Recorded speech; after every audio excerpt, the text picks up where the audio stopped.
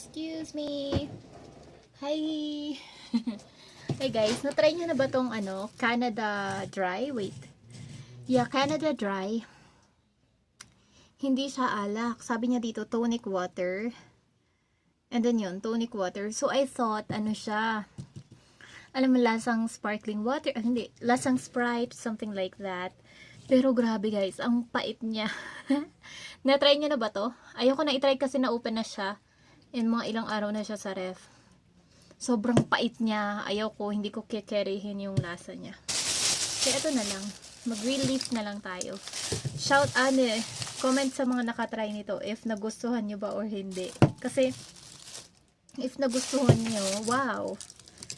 So, okay sa inyo mapait. Charot. Ang hirap buksan ha. Ito, magre-relief ako while waiting kasi nag-iigib na ako. So good.